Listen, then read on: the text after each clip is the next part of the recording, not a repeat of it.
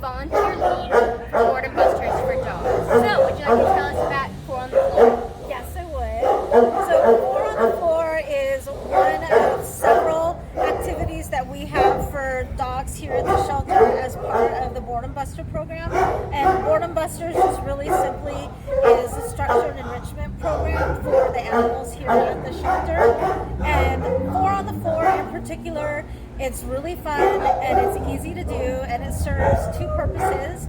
One of them is that the dogs get some type of interaction. Every single dog who's here that is in a kennel by themselves will get interaction with a person that's simple, easy, non-threatening, and they get a yummy treat if they are behaving well just by simply being quiet when you approach their kennel, and have all four of their paws on the floor. And if they will sit, that's just an extra bonus. So, do you have any tips for Four on the Floor before we get started? Yes, I do. We have a few things. We have a couple of safety tips to make sure that everything is fun and enjoyable and safe for dogs and volunteers alike. And then we just have a few tips for just how we approach the dogs in their kennels for the Four on the Floor activities here at the West LA shelter. So as far as safety goes, there's just a couple of things. We just make sure that none of our hands or any of our body parts go inside the kennel when we are giving them the Four on the Floor treat. We just will gently toss it in. And second, this activity is only for dogs that are in their kennel by themselves. Dogs in multi-dog kennels, they have each other.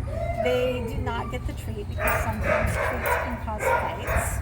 And just as far as approaching the dogs in general, when we do Four on the Floor, we always like to just have an easy, relaxed posture because this is going to be a fun activity. And we always approach from the side. We take a look at their kennel card and we see their name. And then we just look at them and we say their name. Like, for example, we have a dog here, Yankee.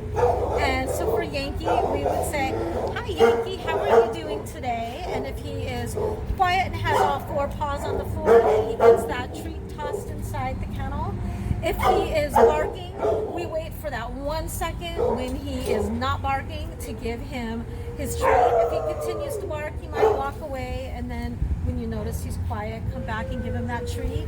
And last, if they are putting their paws up on their kennel in anticipation for their treat, what I have found successful is if you show them the treat and then just gently guide them down, their paws go on the floor, and then you can go ahead and toss that in because they'll be quiet and waiting for it.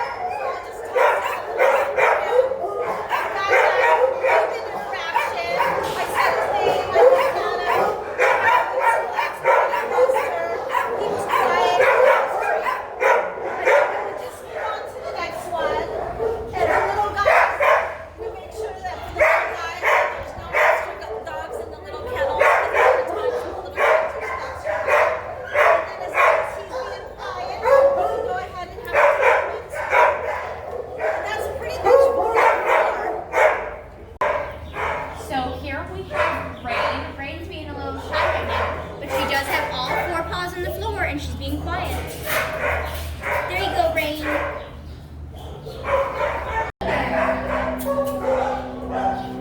So here we have Bowie. Hi, Bowie.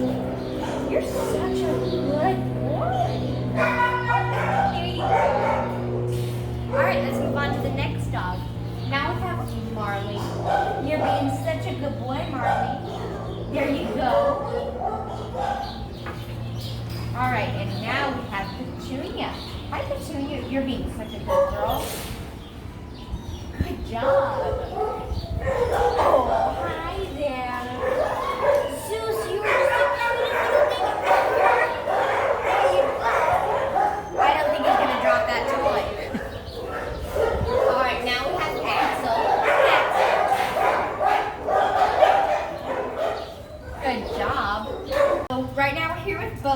Bogey, how are you doing today? Good. All right, you're doing good. And you don't want a treat, but it's there. So here we have Tank and Penelope. And so one thing we want to know about bonded pairs is that you shouldn't give them a treat when they're in the same kennel because they can fight over it even if they're best friends. We're here with Penny today, and when you're volunteering at the shelter, you have to look at their special cage cards. So his, for example, says that I am in need of an additional feed in their special diet. So you wouldn't give him treats.